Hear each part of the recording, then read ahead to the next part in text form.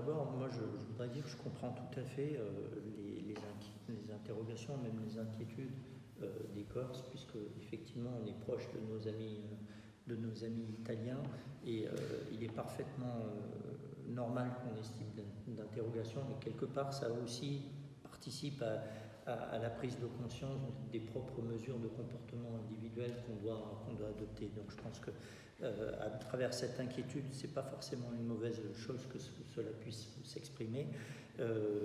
La situation, je voudrais juste rappeler des chiffres, et évidemment en disant cela avec beaucoup de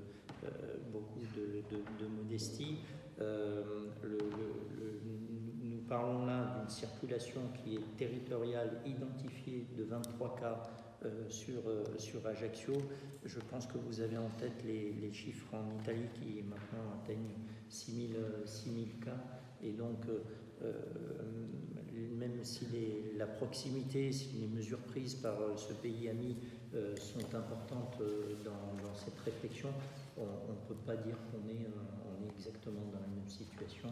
Et en tout cas, cette proximité géographique, je peux vous dire qu'on la regarde avec effectivement beaucoup d'attention, mais aussi beaucoup d'aller-retour avec Paris, justement parce qu'il y a la Corse, qui en plus est une île, mais aussi tous les autres départements français qui sont frontaliers. Et c'est la raison pour laquelle on continue aussi à prendre notamment ces mesures d'information renforcées vis-à-vis des transporteurs.